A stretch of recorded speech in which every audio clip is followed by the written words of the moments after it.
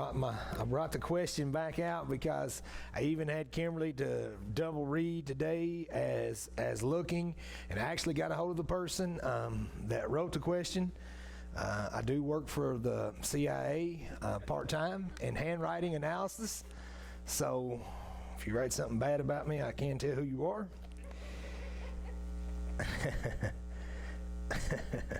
I did talk, so I want to state before we go too far into this question, right? Last week, I did read one word incorrectly, which maybe makes the biggest difference, or maybe it doesn't make a big difference to you.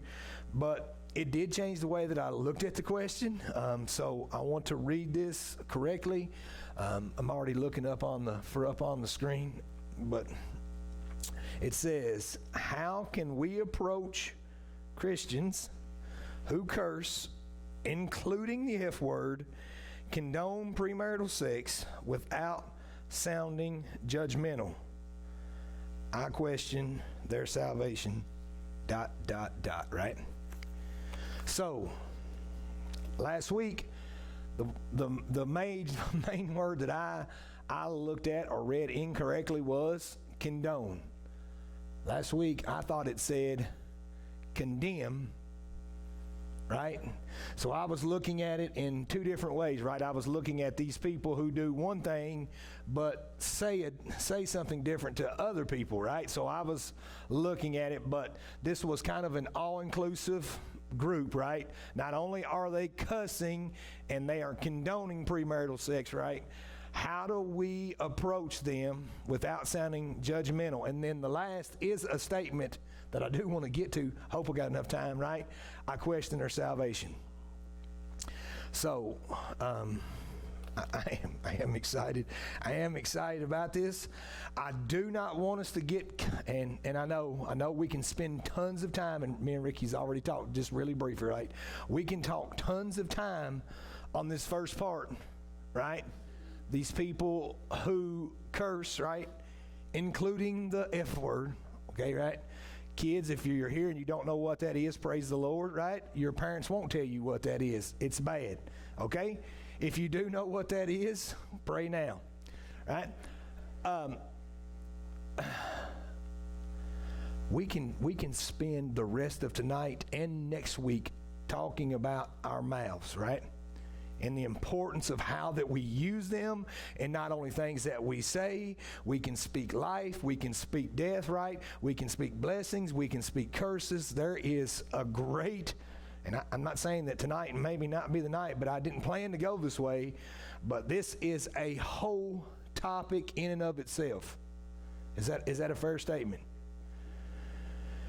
And if we want to commit to that, right, then we can just say, hey, next week we're going to talk about the power of the tongue, and I'm okay with that. I'm completely okay with that. But I didn't prepare that way. What I really want to do is look at this in the aspect that we can put any two categories of sin into this equation, right? So we can say, how can we approach Christians who sin? Right? And we can pick whatever two sins maybe you want to, right? Or however that wants to go, right? But I believe that we can lump all that together. How do we approach them without sounding judgmental? Is that a fair way to look at this tonight, or do you all want to strictly just address the mouth? Yes, we do. I think we do, right? That's the route that I'm prepared to go with, right? Is, okay, how do we confront Christians who sin? All right, so that's kind of the route I want to go then. How's that? All right, I believe that this is a great question, because is this not what we talked about with hypocrites and all this just a few weeks ago? Is this not what we deal with most? When people of the world look at us and say, well, you're a... right? Whether they label us a churchgoer, a goody-goody, or whatever they may call us, right? They look at us differently because they know that we should be different. And yet, when we respond in a way that's not Christ-like, is it not the first thing they call? So what the difference I want to make sure that we understand is that we're not talking about lost people and how that we confront them tonight. Total separate subject. Because the way that we approach lost people is totally different versus the way that the Bible commands us to confront Christians. Is that a fair statement?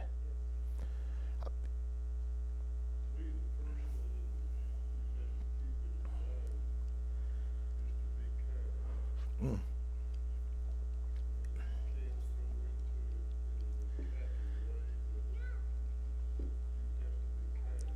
Right.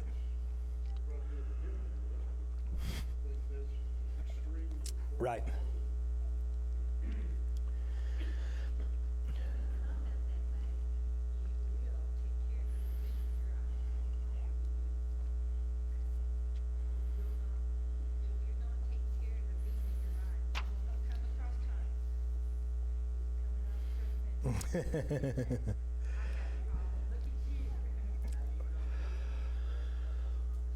Right. Great point. Great point.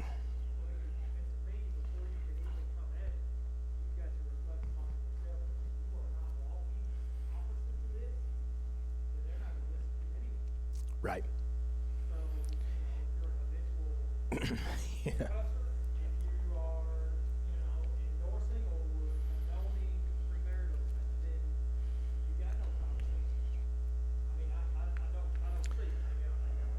Right.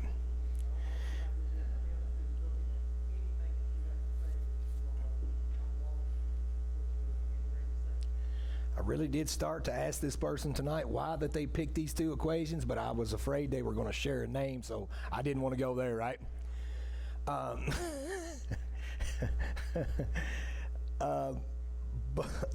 right, and we can pick any of these things, right? And our mouths are so very, very, and I know that I've talked to numerous people already, right? Because, you know, our mouths, man, they project so much, I promise you, and it is a work in progress for lots of people and how that handles out. And I want to make sure, because we are still living in this flesh, and we want to continue to minimize the sins in our life, but we also want to be able to be corrected when we need to be corrected, right? We also want to allow those things to happen. We want to know when we do wrong. We want to be a helping hand, not a stumbling block to someone else, right? And that's why I think this is a great question. I believe that it's something that we definitely want to look at in some detail. I love this Galatians 6:2, right? It's a verse. I think that's where I went first, Anthony. If not, you just go where I put up, right?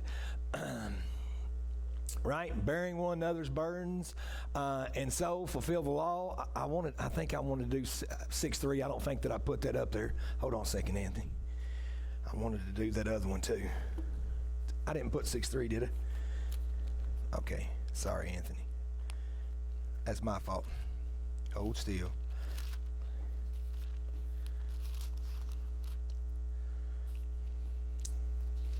Let's get in here and look at this.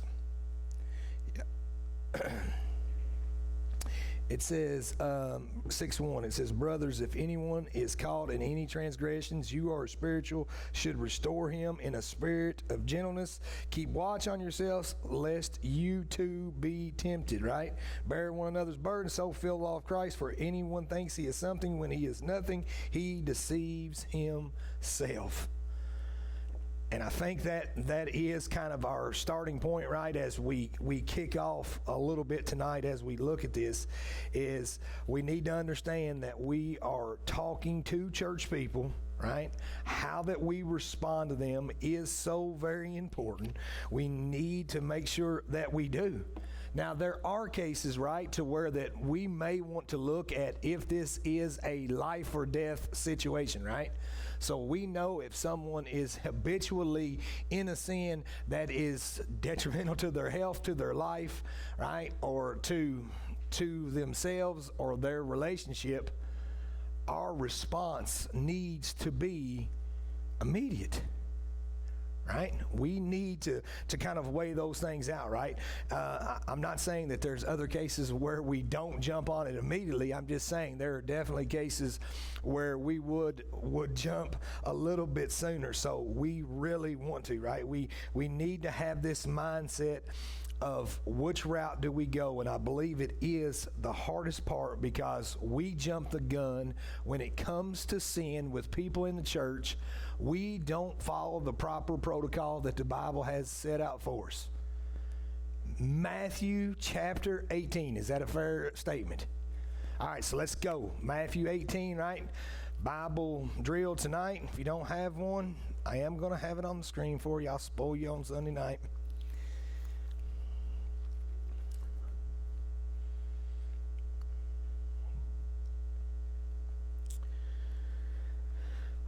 I think it's the route I'm going, ain't it? So if somebody wants to jump in there, did I put 16 or 15, Anthony? I may have messed up right there. I want 15. Back up there and grab 15. Can you insert that real quick? Thank you, Anthony. As he's doing that, somebody... Huh?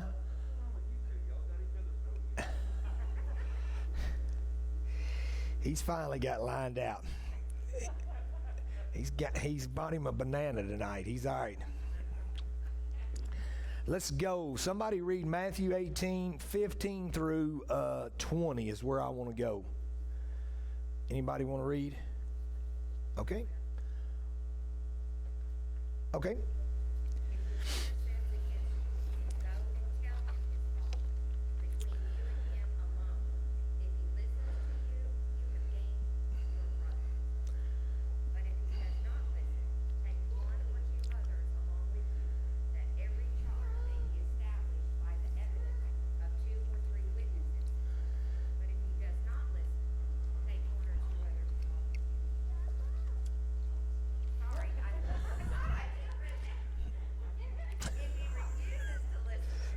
Tell it to the church. And if he refuses to listen even to the church, let him be to you as a Gentile and a tax collector. Truly I say to you, whatever you bind on earth shall be bound in heaven, and whatever you loose on earth shall be loosed in heaven. Again I say to you, if two of you agree on earth about anything they ask, it will be done for them by my Father in heaven. For where two or three are gathered in my name, there am I among them. All right. So we know those last verses. I really wanted to preach on them tonight, but we're not going to go there. What's right? Foolproof plan that we look at for church discipline. I know that we've looked at this probably numerous times, but man, do we still have the hardest part with following this pattern, right? So let's just throw out a scenario, right? Joe, somebody has a problem inside the church, they're a believer, and we find out about it. 90% of the time, what do we do with that information? Tell somebody else, right? Talk about it amongst ourselves, right? We communicate it. We don't go to that person, right? Man, that's where we can't start at step one, right? And we trip up every time there because then that leads to more problems, right? So looking at that, right? Number one, most important thing, right? You and him, and I put him, come on, don't beat me on my gender specific tonight, right? You and her, you and them, right? Whatever that category is, when we have that problem, that person has a problem, there's sin in their life, you need to go to them. And now know, how uncomfortable is that? Come on, let's just raise our hands. Oh, it makes us really uncomfortable, right? If we're going to walk up to someone or say, hey, I need to talk to you about something. If you need a lesson in this, right here, Kimberly will make herself readily available to counsel you on how to do this. She does not have a problem. No. Maybe that just applies to me. Come on. She is a good accountability partner. She doesn't mind. But that's what it takes, right? Go ahead. I have been told from the moment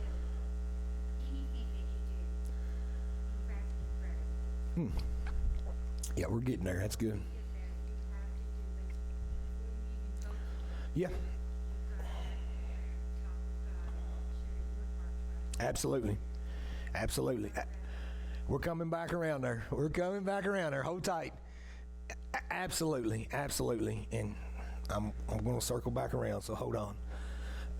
And you know, and I think about this aspect so much because we never get to this step, right? Usually this step only comes about because the person that has the sin in their life, they confront you because you've talked about them to somebody else.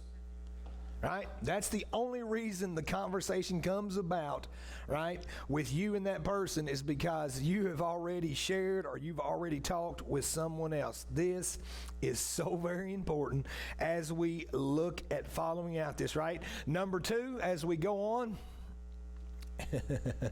Anthony, get off that space bar. There you go. Take 1 or 2 others along with you. This is the concept, right? And I wish that there was a foolproof plan to where that we say, hey, you talk to this person one-on-one, and X amount of days later, if they are still in sin, if this is still going on in their life, then you go here, right?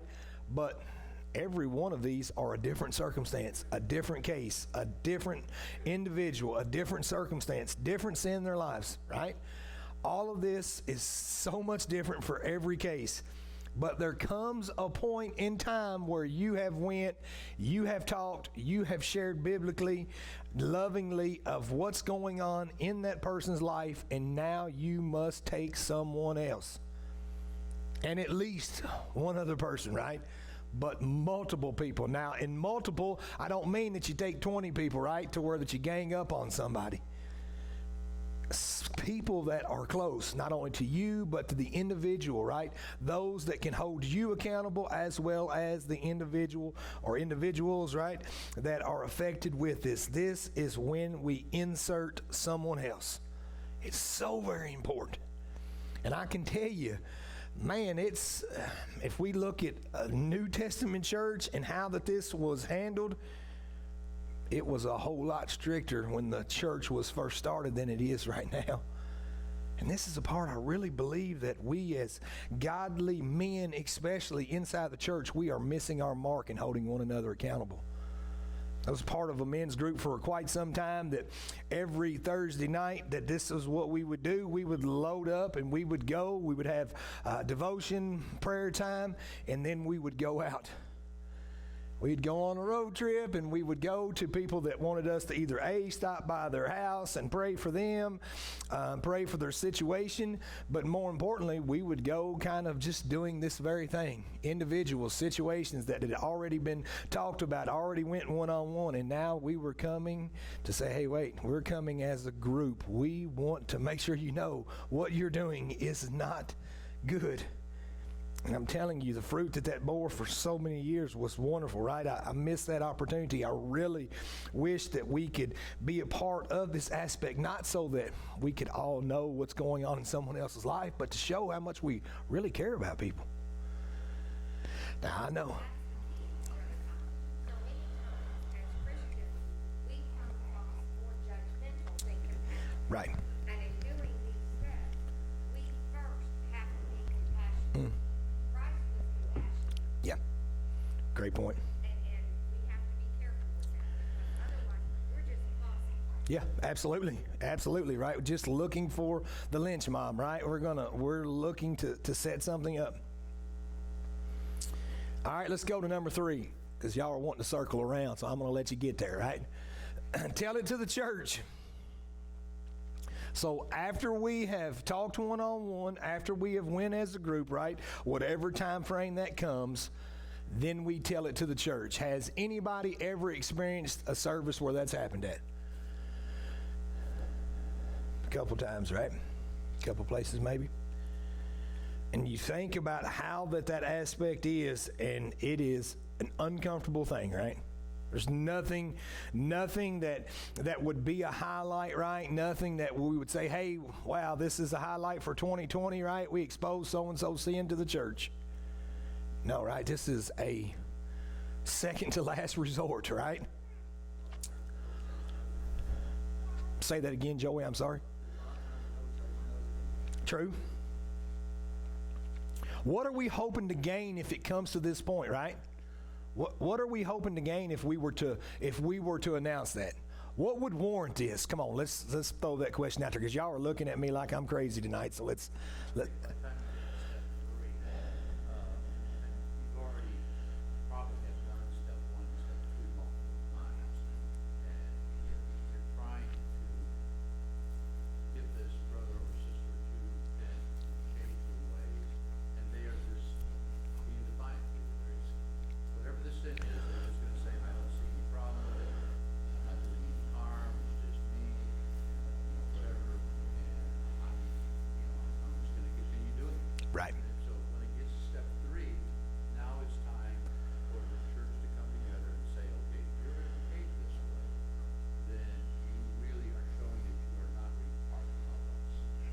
Great point. We need to separate ourselves, your membership, so that you are not tainting the body with your lifestyle. Great point. That the community here sees that we take these type of things, these lifestyle seriously. Yeah. So if you're going to do this, Right. but we've been pleading with you not to do it, you're going to continue, then you need to go ahead and do it, but no, don't be claiming that you're a member of this church if you're not. Great. That will wake them up, to the core, and they will repent. Okay. Yeah, accountability. Absolutely. So, what is there a certain sin that we only take this to?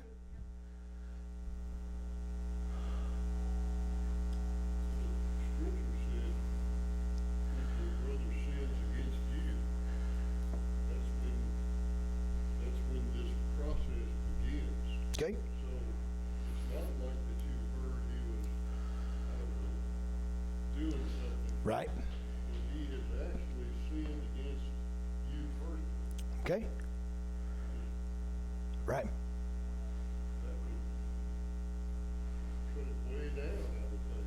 Okay. I think it's, I don't want you to think that I'm saying it's okay to curse.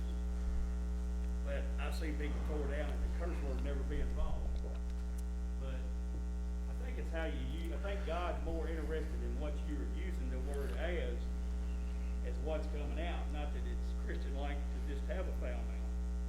Right. But if you're, say, for instance, you stub a toe and something happens, or like if I'm cussing you personally, putting it towards you, I can do that without even saying an F word or anything else. I mean, I can, Right.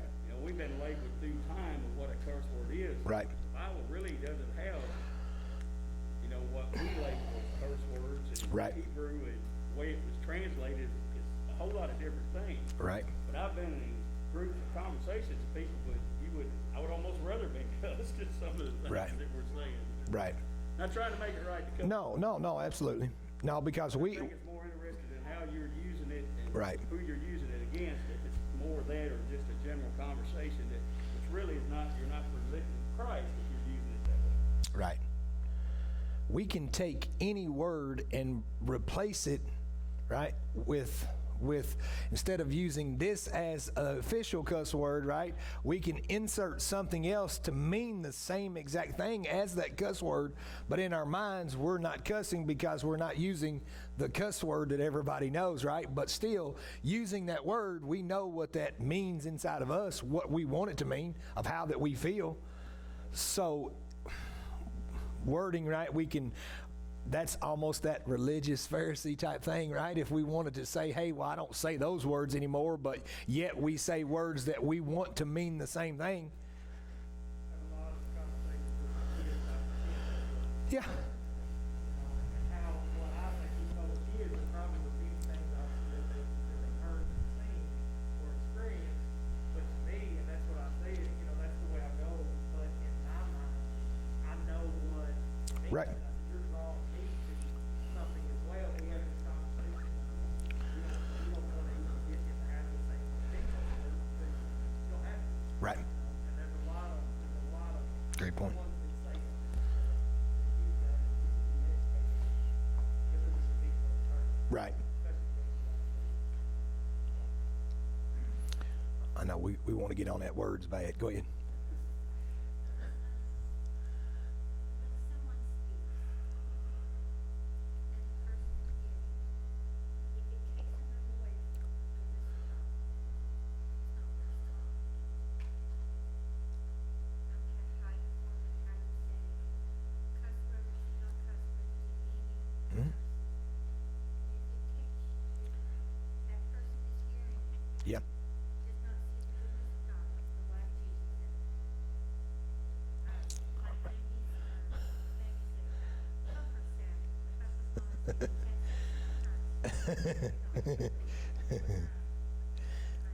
Absolutely. Absolutely. We can twist it to make it fit our situation to where that we say that it's not that, but in all actuality, you're exactly right. Yeah. Use that to cloud your mind. Great point. Have all those thoughts in your mind of what someone said, or you don't want somebody, what you're saying to some degree, to interfere with from being close to God. Right. Because devil will use that to cloud your mind, and you won't have that closeness with God because you're thinking about all that bad stuff. Yeah. But you just heard, Yeah, absolutely. including gospel. On which verse you look at, whether it says sinned against you or not you. Hmm. Some of them they'll say sinned against your brother or sister sin. Hmm. You is not in all. Right. Correct. And, and it's to the point, right? It's to the point of where we're going to hold one another accountable, because if we get to this point, right, we need to understand that the seriousness of what's fixing to take place. And ideally, right, what we're missing that here, as Jesus is talking about, being part of the local body was important, right? It's what people had. It was part of who that they were, and to be separated from that, or not to be a part, or not to be associated with, man, it was life altering. It was life changing, and you did not want that to happen. I mean, I assure you, how would you feel if we get to this step in your life? And for most people, right, if it came down to that, if you're not willing to address it anyway, you're probably not going to care if we share it in front of the church anyway, right?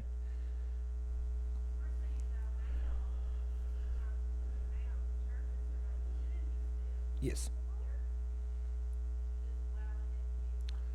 Yeah. Great point. Yeah, great.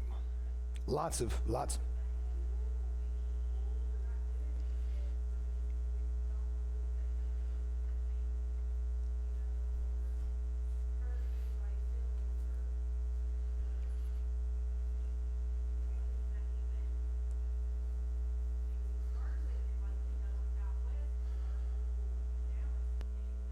Right. And it's the part that's the hardest because of taking sin serious, right? And that is, and I know it's the hardest thing for us to even talk about, especially when we look at following these protocols, because if we get to this process, and even as brothers already shared here, right, when we go to this next step, it's going to become even more critical, right? Number 4, let's go, Anthony, please, sir, right? Let him go to you as a Gentile, right? Basically saying you're going to cut that person off from the church. You are going to, right, the term that we don't really love to use, right? Excommunicate, right? Forbid, dismember, and I don't mean cut up, right? Right? Do away with their membership as part of our church, ultimately hoping to restore that person back, right? To get them to repent. Because why? Why are these steps important? What if we don't address sin? Church gets worse, right? Ms. Danielle said it can bring other people down, right? It will slowly spread, right? So everybody's been wanting to...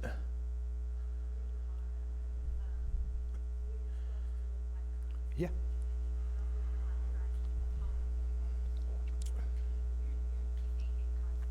Right. exactly what we just looked at in those letters to the church, right, in Revelations, that we spent this time talking about and looking at those churches and what we don't want to look like the world. So if we were to use that case of our tongue, right, if that unrepented sin, if we are constantly, right, so we can say, hey, I slip up when I hit my toe and I said a bad word and somebody hurt me, right? Or I flew off the handle because something didn't go my way and I said something that I shouldn't have. We're talking about isolated cases that maybe happen minimally, which are, I'm not saying they're right. Come on, hear me out, right? I'm not saying that that's still what we want to do, but we're talking about habitual sinning once again. So if in every conversation that I have with Danielle, her mouth is filthy, it's not, come on. It's not, come on. If it were, right? And lo and behold, even, because here's what I'm finding about more and more, right? We used to have some sort of respect for people and for church folks, all those things. Now, right, we're coming into all types of people that really don't care who you are, where you belong, or where you go to church at, or even if you're at church, they talk the way they want to, right? So those are worldly people. We're talking about church folk. But what if I am talking to one of those worldly people and Danielle comes up and she continues on with that potty mouth that she has? They begin to think, hey, I can be one of those church people, right? I don't talk as bad as Danielle does. And she goes to church 3 times a week. Is that not what we see happening? And before we know it, right, those people already begin to assume that they're okay with God because they don't talk as bad as Danielle. I know we're stretching this, right? But I assure you, I hear this type of logic and this type of thinking all the time when it comes to people comparing themselves to church people instead of comparing themselves to Christ. So then what if we take it a next step further, right? And then they even know Danielle a little bit more. And Danielle, not only does she have a potty mouth, she's unfaithful to her husband. She's not, come on. She's unfaithful to her husband. So now not only are we better with our mouth, but hey, we're honest to our spouse and Danielle's not, and she's supposedly a Christian. We see how that continues to snowball out of control, right? And then before we know it, is that Danielle has just a little bit of responsibility inside the church, and she's someone that we're supposed to look up to because she is this, this, and this. And if Danielle can act and do those things and it's okay and we don't say anything, then hey, all is good for me. And before we know it, right, that cycle continues to trend. And more people begin to say, hey, it's okay. And that is the scary part, right? Not from Danielle. We're not saying it from Danielle. Come on. Thank you, Danielle. Sorry, Anthony. But in that seriousness, right? Hoping that we never get to this point, but for too long, right? We've not followed these steps in order to take sin serious.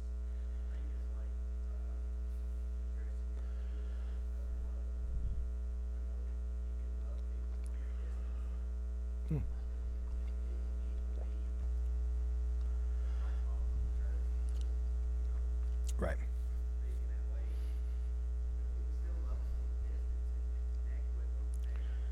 Right.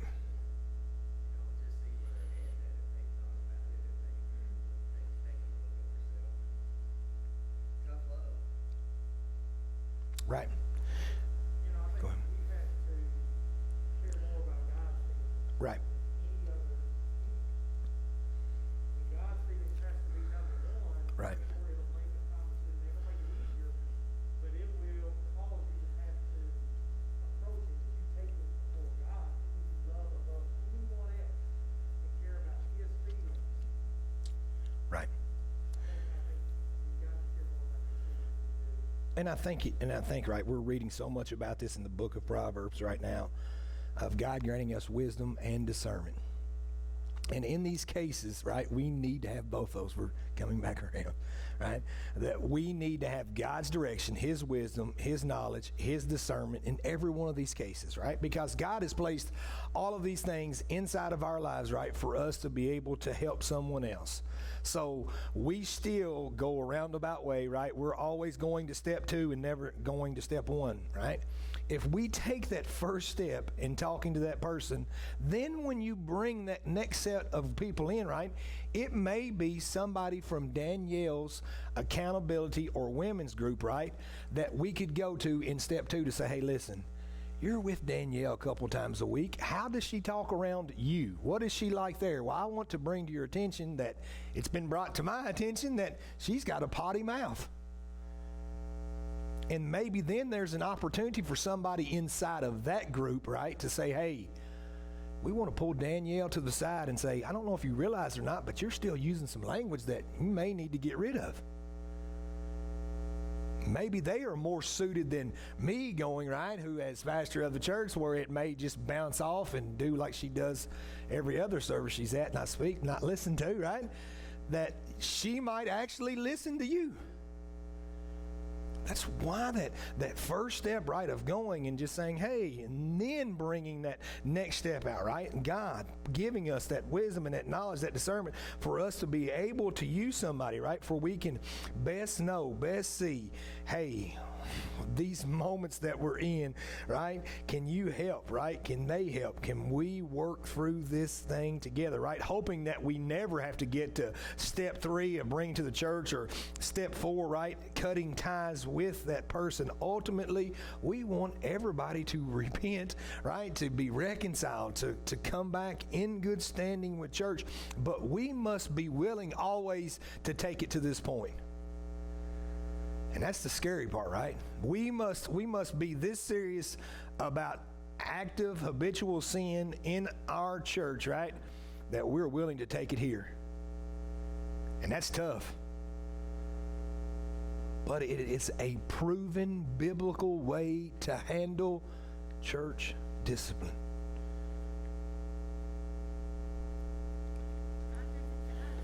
Yeah, absolutely.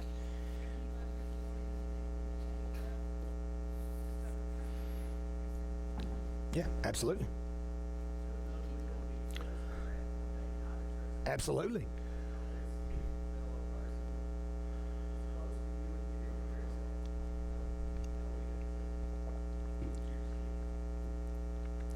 Right. I agree wholeheartedly.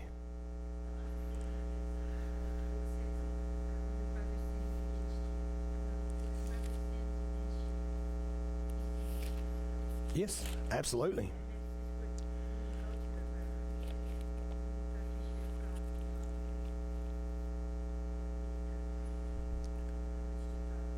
Yeah, absolutely.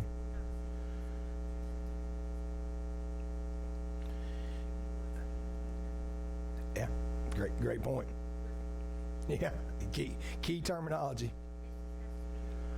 Yeah.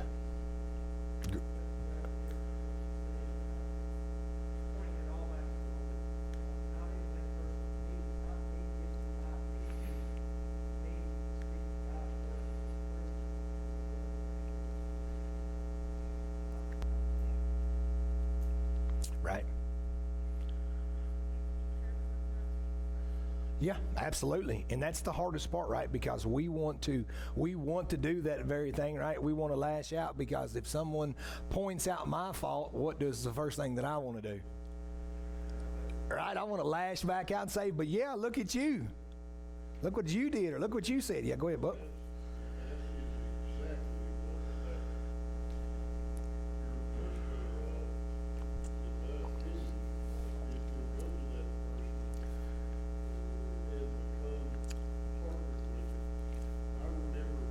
Buck, you're getting ahead. Come on, you're getting ahead of me. Hold tight. You're getting ahead. You're jumping ahead. I'm going to let you talk just in a second. Hold tight. That's where we're coming. Good point. The Lord's working in you, right? Let's go, Anthony, since Buck's wanting to get ahead, right? Which brings me, right? Before we get there, I thought I copied that other part of that question. That maybe I didn't. Right? I want to get to this last statement, if you will, right? I question their salvation, and I really, let's go on and read this, right? Because we've already talked about this, but let's read it. Matthew 7, 1 and 1 through 5, maybe. Let's talk about that before we go too far. And then we're going to talk about that last part. Somebody want to read?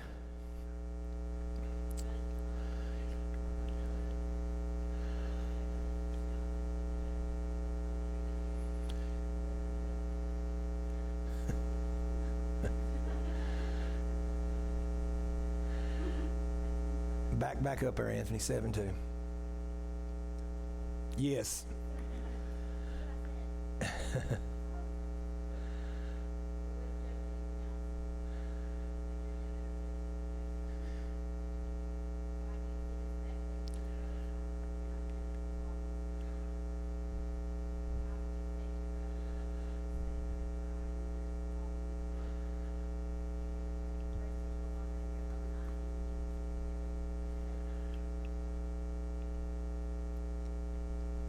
Is that where I stopped at? Okay, great. All right, so we've been dancing around this whole topic, right, as we've looked at following these steps in Matthew, and this does, right? So if we were to back up, right, before we would execute number one, going to that person, right? This principle would have to play out first, right? We would have to examine our own hearts. So I know our easiest caveat is to say, well, guess what? I've always got sin in my life, so who am I to go to someone else? Wrong thought process, right? We still want to be minimizing our sin, right? We want to continue to be pushing that out. And when we're still addressed with that fact, we want to still put into practice church discipline the best way that we possibly can. But that is removing that big, huge log inside of our own eye, right? Absolutely. Absolutely. Checking your own inventory, right? Checking your own heart to say, hey, wait a minute. Before I go, Lord, reveal to me any area in my life, right, that I need to confess, that I need to get brought right, because you need to have an avenue, a way, a door that Buck was just talking about a minute ago, going into this.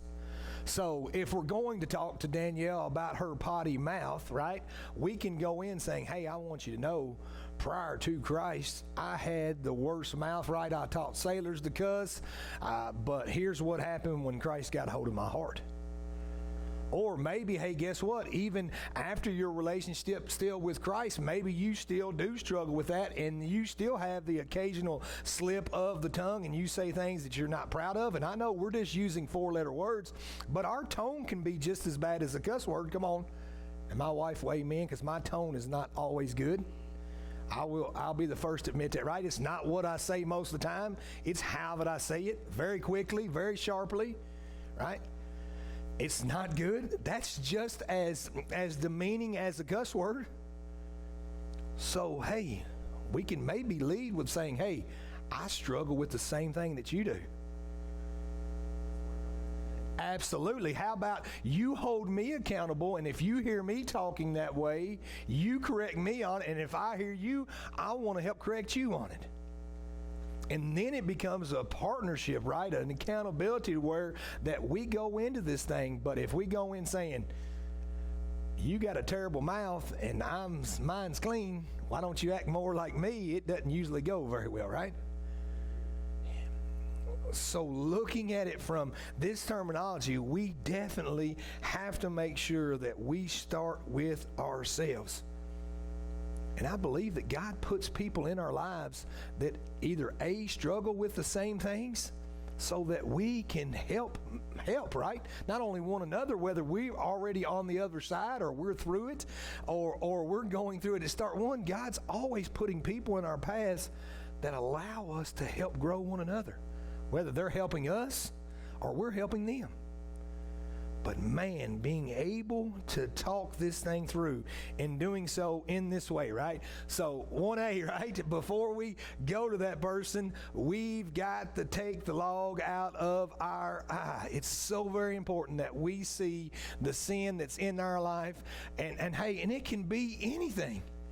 But if we're fooled into thinking that we've got it all together, we'll find out really quickly when we go to tell somebody else they're seeing what we really got going on in our lives. True statement. Let me tell you who's the best at it. Kids. Come on. They're the quickest to see, right? They're the first ones to say, but Dad, wait a minute. And then you got to back up and punt, right? You got to say, you're exactly right. It's exactly what I've been talking about. And now look at what I'm doing. Constantly, foot-shaped mouth, right? Come on, let's go 1B, Anthony. Then after we take that log, right, we'll be able to see clearly that speck that's in our brother's eye. We'll be able to know, to discern, to however to talk, to be able to speak to them the way that God wants us to. Now, that doesn't mean that they will receive it the way that God wants them to. It just means that we'll be able to present it in the way that we need to. And there's a huge difference, because not every person is going to take your correction okay. Come on, right? You can present it in the best way and they still may not, but you will at least be doing your part correctly. So moving forward, right, I want to, we got to crash it up here. I want to talk about this statement. I question their salvation, because really this should ring out in our ears in a way that I hope really kind of draws us all to think tonight, you know. Because if we're honest, and we know people inside the church that actively sin in whatever way, and I know that we using cuss words and condoning premarital sex, right? I know those two things were brought up. But if we see it, does it all not cause us to question someone sometime? When we see people acting like the world, maybe saying things of the world, maybe doing that, is it not very easy for us to say, hey, wait a minute, I thought they were a believer? Does anybody else feel like this? If there's nobody, then I'm not going to go down this road.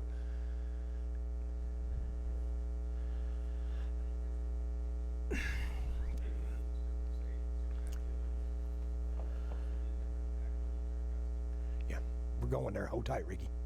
Hold tight. I know it. Everybody's wanting to get to the good points.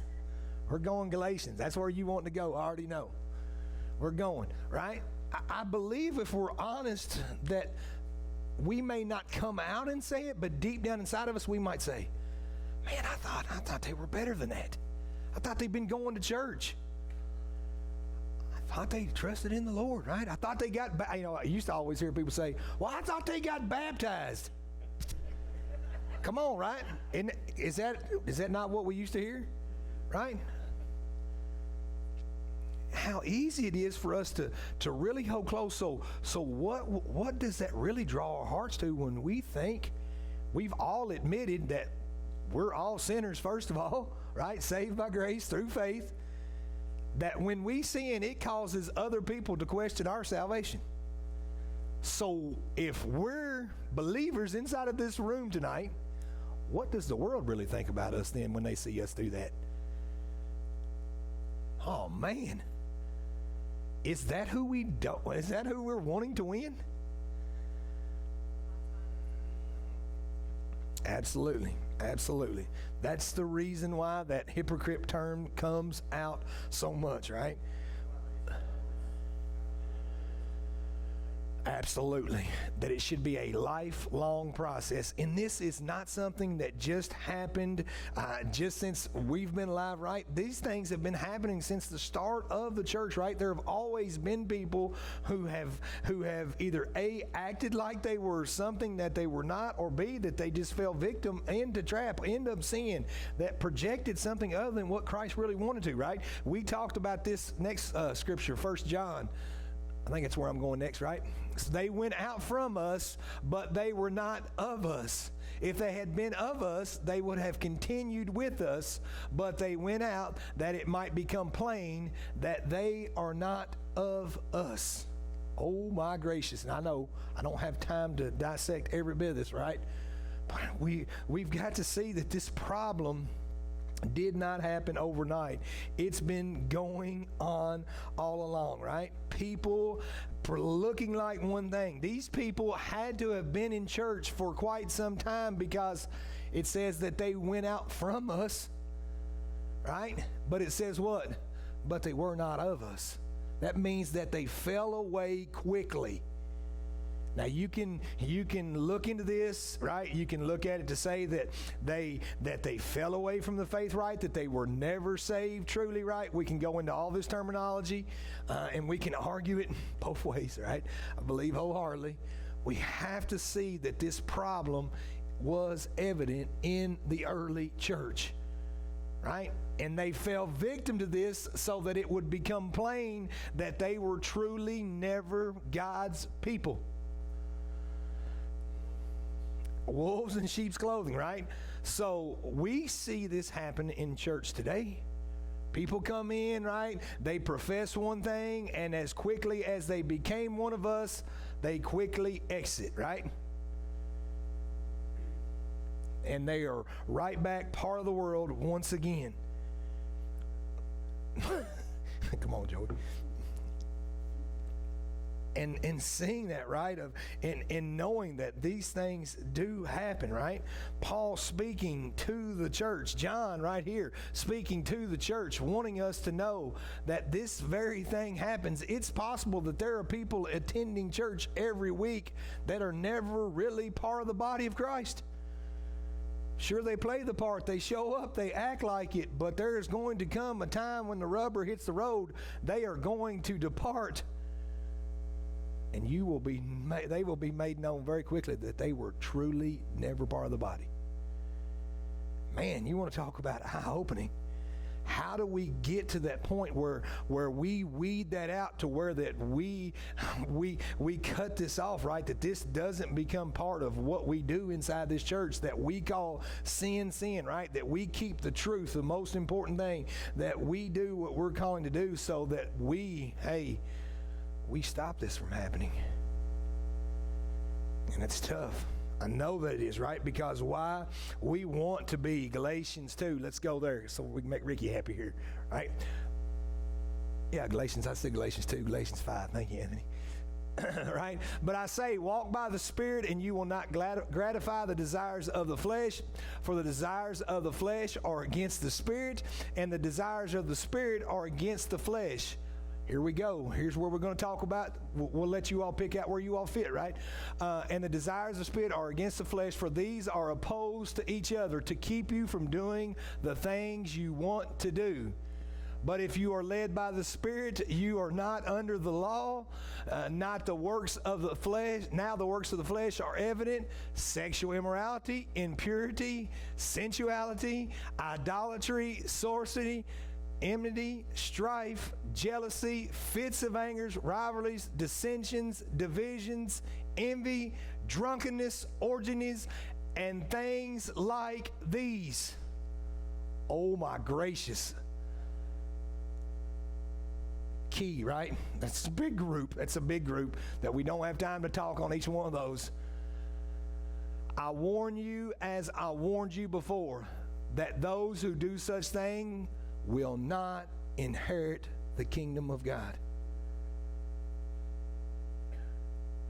Wow. But, here comes that big old but, right? But the fruit of the Spirit is love, joy, peace, patience, kindness, goodness, faithfulness, gentleness, self-control. Get in there, Anthony. Against such thing there is no law. Anthony's working on that. Get in there, Anthony. Come on, you ought to speak that out tonight. You should have shouted right there. Self-control. I'm just picking on Anthony tonight, right? And those who belong to Christ Jesus have been crucified. Have crucified the flesh with its passions and desires. If we live by the Spirit, let us also keep in step with the Spirit. So there is a huge problem, right? And we're so easy to pick out just one or two things. I know, man, it's not looking at her watch. I know, I'm going quickly. Her heart rates went up. She's checking. Stand up. What's that called when it tells you that? Stand up. What's that do? Go ahead. Come on. There is no Yeah. Yeah. Absolutely. A lot of people like, if it's,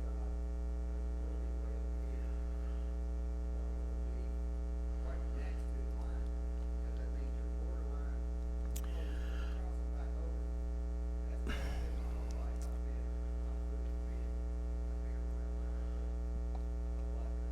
around. Well, I think that we look at sin in a way that is, how much can I get away with before it comes sin, right? So how far is too far is normally the way that we look at. So what words can I say that really are not a cuss word, but make me feel better when I say them, right? Or how many tools can I throw before I get angry? Self-control. Get in there, Anthony. Right? And it does. It all comes back to our heart, right? And I know that we pick out a certain one of those things, and I know that we want to make some of those more important, right? As far as on the greater scale of sin, but man, that list is huge. And we have to see, if we look at that apart from Christ, we will not inherit the kingdom of God. Because those things will continue to rule our lives. But with Christ, those things will minimize, right? And go away if we'll allow Christ to have complete control. Now, I know that's a loaded statement, because there are people right now that are crying out for help, that they want to be delivered or helped or rid of some type of addiction or problem or sin that's in their life, and yet they still struggle with it every day. That doesn't mean that they're further away from God, right? It means that that there's a thing that they're fighting that is extremely tough. And without God in their life, there's no way that they'll win. Absolutely. It's why that we need one another so much. It's why that when we talk about brotherly love or sisterly love, when we grab, what are you doing? Really? Oh, good day. I don't know if I can hold you, because I still got a half an hour preaching left. Let's go. Just kidding. I'm just kidding. Come on, Miss Norma will be happy. You know you're famous every time that you get picked up. Somebody's always saying hi, Case, and all that. Okay. I know it. All right. So let's go. Let's go here, Anthony. I didn't mean that. Let's go. Y'all didn't know that's what we were doing, but that's what we're doing, right? So let's talk about that really quickly, I promise you. Just a few things, I believe, when it gets to this point of where that we feel that someone may be questioning our salvation, or maybe we're questioning someone's salvation. Maybe this very person that claims to be a Christian, that continually cusses and uses the F word and condones sexual premarital sex and all these different things. Maybe we just cannot get past it, and we say, I don't know if they're saved. What do we need to do? How do we address that? If we feel that strongly, right? If we're going to do this Matthew chapter 18, right? If we're going to go in these ways, what are our steps to even just lay it out, right? First, go. Right? Go to God first. Absolutely, right? Humbly seek Him, praying earnestly, fervently, right? Getting on our face, crying out to God, right? Opening up heaven, asking Him to reveal to us. Hey, right? Not so much in their salvation, right? But making sure if I'm supposed to go to that person. I believe wholeheartedly if God is placing someone upon your heart, whether it's for salvation or whether it's to talk to them about sin, if you ask Him if He really wants you to go and do that, guess what? He'll make it pretty plain and clear. Now, just make sure what He tells you that you're obedient in that. If it's, come on now, dude, you done jerking them. Right. You don't mean it, don't fret, because I can tell you a story I told you. I got on and drove another truck. What you chewing on? I prayed for the opportunity to talk to this fella to tell him what I did wasn't Christ-like, because I didn't want him to think I was. Go back here with him, Kim. Go back here with him, Kim. He's in the bathroom, I'm like, well, it ain't gonna happen today. So I go get my load, I'm coming out, this joker's sitting right there looking at me. So I did. I did what the Lord had told me to do.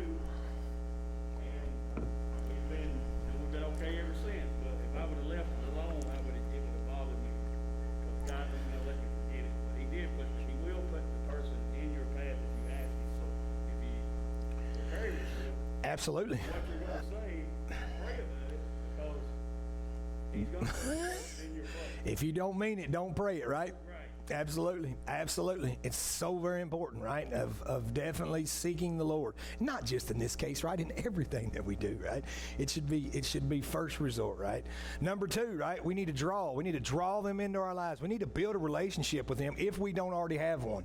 We need to be spending time, especially if we're going off of something that we really are not 100% sure, right? Or if we don't know this person the way, right? Maybe we're only around Danielle once a week, and that one time a week that we're around her that we hear this potty mouth. But maybe the rest of the time she doesn't use that, but we don't know it because we're not ever around her but one time a week.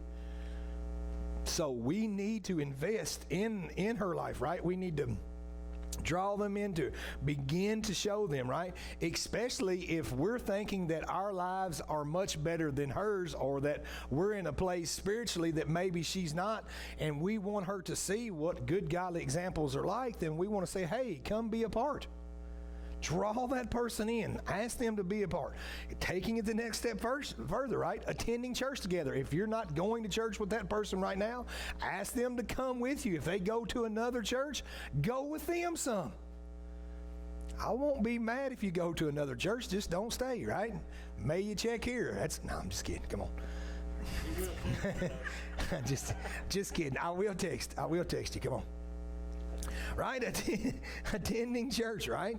Making sure, spending time. Maybe they're being taught something that is leading them in the direction that they're going, and maybe it will give you an opportunity for you to say, hey, wait a minute, I see why this is taking place in your life, because maybe they're learning something that you're not learning, or that you've not heard, or maybe it's not biblical and maybe it's something else. Or hey, guess what? Bringing them to church with you so that they can experience things the way that you are experiencing them, right? Number 4, let your faith overflow. Wow, right? That the Spirit that's living on the inside of you, that you would let that flow out of you, that they would begin to see God working in and through you, the Holy Spirit being active in your life. If you want people to be changed, right, then let God work through you in a powerful way, right? Let them see that, hey, you have gone through these things, and this is what God's done in your life, in your situation. What greater testimony they could be? It's not preaching, right? I'm not talking about standing up and giving a sermon. I'm saying, hey, guess what? I was in the same boat that you were in. Here's what God did for me. And I can tell you, 2004 today, Kyla Grace Yankee was born 17 years ago. And I can tell you, in September before that, 2003, I knew that I didn't want to cuss anymore, because guess what? I grew up in a cussing home. I'm sorry, Mom. Sorry, Dad. My dad was good at it. He was a truck driver. And if he wanted to let something fly, he let it fly. And it was just part of it. But I was smart enough to know, right, not by my own how, but because of God working in my life, that if I continue to use those words, that this little girl would soon be saying those very things, and she wasn't even born yet. So in September, I made up my mind, God, if you'll just take this cussing away from me, that's all that I'm going to ask you to do for me. Now, mind you, I had a whole nother list of sin that I was still actively involved in, I assure you. But I asked him, and I can honestly say, since September of 2003, right? Now, I've not said great words all the time, but I can promise you that the Lord has helped me from that, right? Delivered me from that. Now, my tone may not always be the best, and that doesn't mean that sometimes I wouldn't want to just let something fly out. But the work of God on the inside, I believe wholeheartedly that He can do those things. We need to see, right? We want God to change. We want that overflow coming out from our lives. People need to see a real relationship with Christ, and they can if you allow God to work through you, right? Number 5, I know we got to go. Share the content, right? Share what's going on inside, right? What you're seeing, what you're experiencing, whether that's through your daily devotion, your Bible reading time, your prayer time, right? It's what I love. I love all the time when someone reads and they say, hey, guess what? I got this out of this week's reading. Or, hey, I read this devotion this week, or I heard this, and it lines right up. Miss Jones always sharing something through open windows, I always hang up on it, right? Open windows, how closely it's, lots of times right on what we're talking about. I do not have a copy of that, so it is amazing, right? It's always encouraging when we see God working through what we've done, what we're hearing, how God's speaking to you. Tell somebody. It's not just for you. Share it. Share. And then begin to focus, right? Focus on their affections, right? We've got to love people where they're at, right? We don't need to constantly go over their bad behaviors, their bad attitude, their bad mood, their negative thinking, their negative talking, all those things. They already know it. We don't have to continue to harp on that. We need to love them through it. Sure, when the opportunity time comes up and you say, hey, man, you may need to work on this. But if we constantly keep our foot on somebody's head, guess what? Soon enough, they're going to buck away from that. They get enough of that in the world, right? People know when they're wrong. We need to say, hey, we know you're wrong, but we love you anyway. Somebody should amen me right there. We're going to have to back up, right? Joey, don't talk about what I said to you because that's illegal right now. It's client confidential. Okay.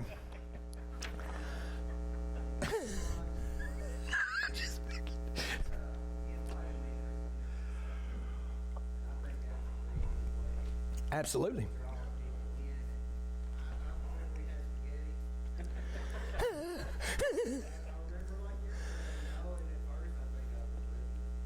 Right. Yeah, absolutely.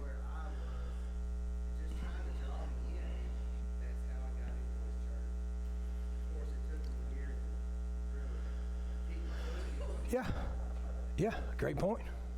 Sharing life is the way, right? That's what God wants us to do. Share life with people.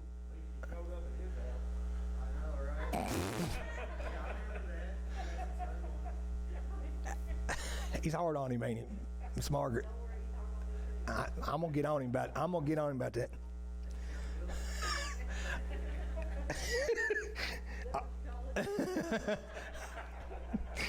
I gotta go. Here we go. No, last thing, right? Express your concern, right? Ultimately, if it comes down to that point still, right, and you're feeling that questioning is taking place, then express that. And do that in this loving way, going to that person, talking. Hey, maybe it will open up that door for you to be able to do it. And hey, praying that they will respond in a way that needs to be.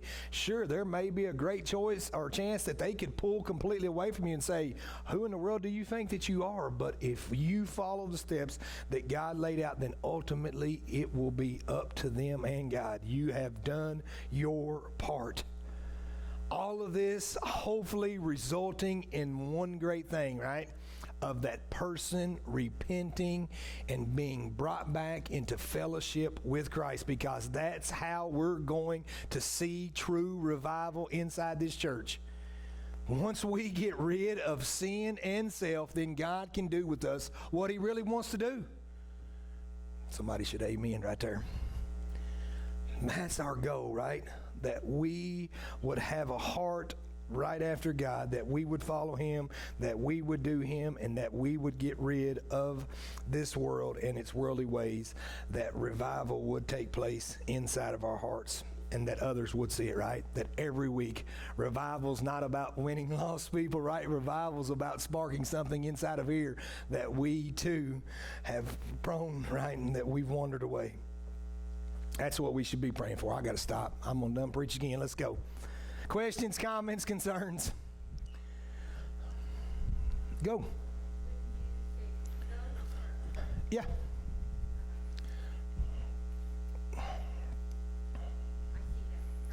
Yeah. love. Yeah. The second one is love. The second one is fellowship. All of those need to trust. Yeah. Great point. Testify, and when you tell of your testimony, then you focus on what is good, not that. Focus on good, and then you do it. Yeah, dude. That's it. That's it. It's a great point. Great point. Praise the Lord. I kind of look at it like when you're driving down the road, you see someone else out there, it never feels different the way you look. So it's, yeah, it's very cool. Great point. Great analogy, Ricky. Great. Write that down. You and Joey, y'all go into bumper sticker business. Sparrow, what we going to call that? Sparrow stickers. I get 10% of them royalties. I've done come up with that. I'll go ahead and say that right now. Praise the Lord. Yep, keep your eye on the sparrow. Even better.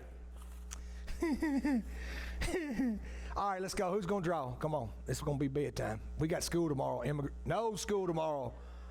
Praise the Lord, right? Celebrating Martin Luther King Day tomorrow, remember? Who's going to draw? Who's up? Who's going to draw? Come on out here. Come over here. Right here. I'm not going to bother you. Look here. Right here out this one right here. Pick one right out there. Which one? That one? Oh, that's a good one. All right. Okay. Give it to Mamaw. She done right. What's your name? What's your name? What was it? No, I don't want Mamaw to tell me. You tell me. What's your name? I know it. He's barely whispering that. You know, my hearing's bad, boy. You're going to have to speak up. Here we go. Oh, boy. This is 2 sentences again. All right, so here we go. What are the promises made to the fathers, Abraham, Isaac, and Jacob, and how do they affect Christians? What are the promises made to the fathers, Abraham, Isaac, Jacob, and how do they affect Christians? We're going Old Testament. Lots of good stuff there. Yep. Here we go. Questions, comments, concerns, right? Praying for a blessed week this week. Anybody? I kind of still want to hear what Buck had to say right there. Go ahead. What was you going to say, Buck? Did I Probably forgot. So I just feel like it was important to identify the person that you're testing. If you come at him as if you are superior? above him, then you're not going to get into it. But if you can relate that I've had that problem before, I understand, then he can, or she can Yeah. identify Great. what you're trying to do. Great. Otherwise, you won't get into it. Yeah. My experience. And it's so important, right? That's the whole process of the body of Christ. That's the reason why that we are made to be together, right? So that we can sharpen one another, right? So that we can hold one another accountable, so that when one of us does go to the other and we say, hey, I seen something maybe that we might need to talk about, that we're close enough with each other that we're not offended in that. Right, sure, we may get our feelings hurt, right? Sure, it may kind of brush us in the wrong way, but no different than maybe our spouse or our family telling us that, right? That we care about one another enough that when that's spoken to us, we can take it. Absolutely it does, absolutely. But man, how good is it? It's kind of like taking that old nasty medicine. When we swallow it down, right, we're thinking, how in the world is that going to do us any good? Man, once it's there, it begins to work. And I don't want to equate God's word to nasty medicine, so come on. I also think even if the person is offended, even if you go with love, Yeah. they are still offended, that God's work is done, and when they repent, they will come back Yeah, absolutely. and thank you for the Lord putting that on your heart. Yeah. And they'll give the credit to the Lord. Yeah. And they're not coming back to tell you, but they'll come back to let Right. you know that you did what the Lord, you was obedient to the Lord. Absolutely. Absolutely. Great points. When you see somebody sin or against the Lord, sin against you, I always have to view that person by the grace of God. You are no better than anybody. Yeah, absolutely. Only that way because of grace. Yeah, And he can have that same. absolutely. Absolutely. Absolutely. That's great stuff. Great stuff tonight. Anybody else? Come on, we'll stand. We'll stand and pray, and y'all can get down the road. Tomorrow is trash day. No, they won't pick it up tomorrow.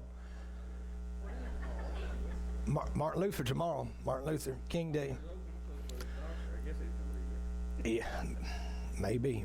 They might have off tomorrow. We're going to make car parts, I can tell you that. That's the only thing I know. Let's pray. Lord, we do come to you. We thank you for today. Thank you for our time, Lord. And I am coming to you, Lord, knowing that this is a subject that we so much tiptoe around, Lord, and Lord, it shouldn't be that way. Your word spells it out pretty plain and clear for us that you want us to hold those who call themselves believers, you want us to hold them accountable.